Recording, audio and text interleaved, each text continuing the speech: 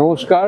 নমস্কার। 2016 প্যানেলে যারা এসএসসি প্যানেলে যারা যোগ্য প্রার্থী তারা যে আন্দোলন করছেন সংগ্রামী যৌথ মঞ্চ এবং 2016 প্যানেলের যারা যোগ্য প্রার্থী সমাজ তাদের আন্দোলনের ফল কিছুটা আমরা দেখতে পাচ্ছি। গত সোমবার এসএসসি সুপ্রিম কোর্টে যে শেষ তাদের বক্তব্য জানিয়েছে, সেই বক্তব্যর শেষ প্যারায় তারা বলেছে, এসএসসি বলেছে যে এই ব্যাপক সংখ্যক শিক্ষককে যদি এই প্যানেল ক্যান্সেল করা হয়, 2016 প্যানেলটি ক্যান্সেল করা হয়, তাহলে 2016 সালের পরের থেকে যেহেতু আর কোনো পরীক্ষা হয়নি স্কুলের শিক্ষক নিয়োগের বা শিক্ষাকর্মী নিয়োগের, সেক্ষেত্রে একটা বিরাট শূন্যতার সৃষ্টি হবে এবং সমস্ত স্কুল শিক্ষা ব্যবস্থা ভেঙে পড়বে। আর তারা ইতিমধ্যেই জানিয়েছে যে কারা অযোগ্য প্রার্থী এই লিস্টও তারা সুপ্রিম কোর্টে জমা দিয়েছে, এর ভিত্তিতেই যেন বিচার হয়। এই যে বক্তব্য এবং তার পাশাপাশি সিবিআইও বলেছে যে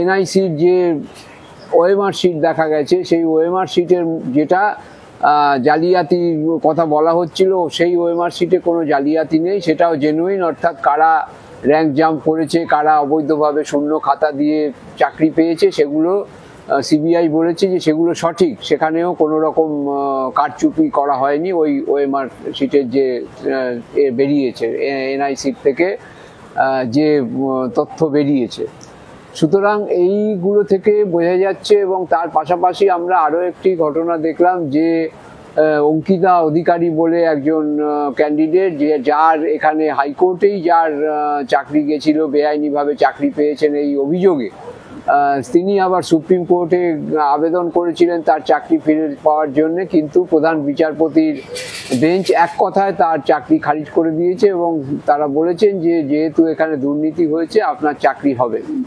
তো এইগুলো দেখে আমাদের আশা হচ্ছে যে আমরা এসএসসিকে যে ডেপুটেশন দেয়া হয়েছিল গত 7 তারিখে 2016 সালের যোগ্য চাকরি প্রার্থী সমাজের পক্ষ থেকে, এবং সেই 7ই ফেব্রুয়ারির যে ডেপুটেশন, সেখানে আমরা সকলকে আহ্বান জানিয়েছিলাম। তার আগের দিন 6 তারিখ যে একটি সংগঠনের আহ্বান ছিল যে মুখ্যমন্ত্রীর বাড়ি অভিযান, সেখানেও আমাদের সদস্যরা অংশগ্রহণ করেছিলেন, জেলে গেছিলেন।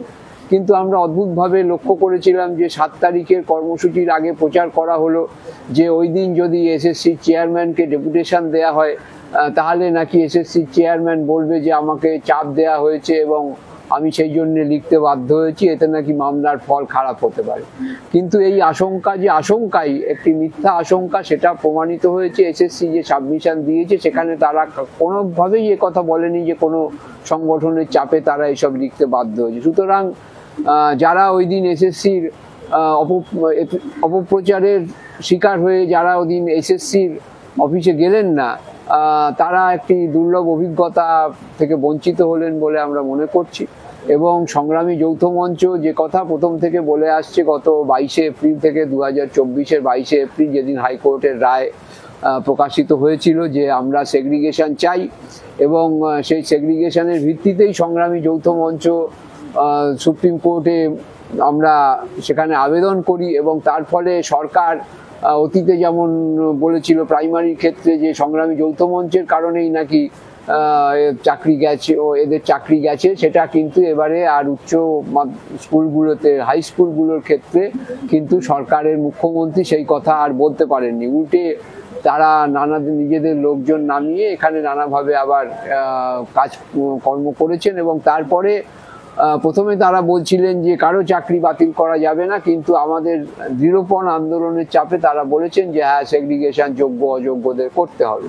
কিন্তু আমরা সেখানে গ্রুপ ডি বা শিক্ষাকর্মী শিক্ষক কাউকেই বাদ দিইনি, কিন্তু অনেকেই আবার দেখছি শুধু শিক্ষকদের নিয়েই খালি সংগঠন করেছে।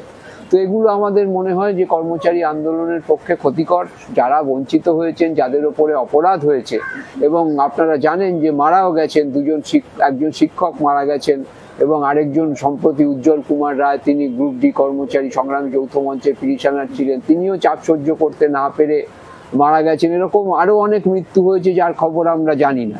এই অমানবিক সরকারের বিরুদ্ধে যারা চাকরি বিক্রি করেছেন, টাকা নিয়ে যারা চাকরি বিক্রি করেছেন, সংগ্রামী যৌথ মঞ্চ প্রথম থেকেই এই দুর্নীতির বিরুদ্ধে লড়াই করছে এবং আমরা আশা করি দৃঢ়ভাবে যে নিশ্চয়ই এই সেগ্রিগেশনের রায় বেরোবে এবং যারা যোগ্য প্রার্থী তারা চাকরিতে বহাল থাকবেন। তারা আমরা বারবারই বলেছি যে যারা যোগ্য প্রার্থী কারো চাকরি যাবে না, সংবিধান অনুসারে তারা 7 বছর চাকরি করেছেন, তাদের যোগ্যতা সহ চাকরি করেছেন, সুতরাং সেই চাকরি যদি তাদের যায় সেটা ভারতবর্ষের সংবিধানকে মান্যতা দেওয়া হবে না। আমরা আশা করব যে বিচারের রায়, আমরা খুবই আশাবাদী যে বিচারের রায় এই সেগ্রিগেশনের পক্ষে যাবে এবং যোগ্য প্রার্থী যারা শিক্ষক এবং অশিক্ষক তাদের কারোরই চাকরিচ্যুতি ঘটবে না। নমস্কার, আমরা সংগ্রামী যৌথ মঞ্চের পক্ষ থেকে 2016 প্যানেল মামলায় প্রথম দিন থেকে সঙ্গে ছিলাম, এখনো আছি, আগামী দিনেও থাকব।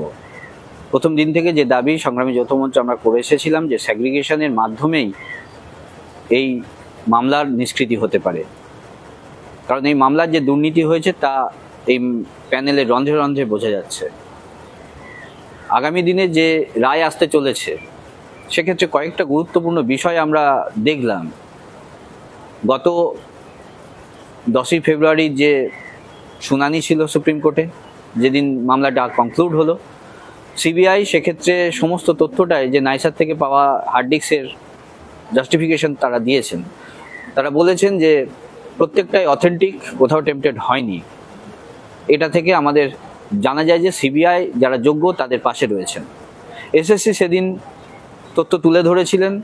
গত 15 তারিখ অর্থাৎ 15ই ফেব্রুয়ারি 2025 একটি সাবমিশন আবার তারা জমা করেছেন, যার শেষ পয়েন্ট অর্থাৎ 29 নম্বর পয়েন্টে তারা উল্লেখ করছেন যে এত লার্জ সংখ্যক শিক্ষক শিক্ষিকা শিক্ষাকর্মীদেরকে যদি ছেটে ফেলা হয় সেক্ষেত্রে পুরো সিস্টেমটা, পুরো এডুকেশন সিস্টেমটা কোলাপস হয়ে পড়বে।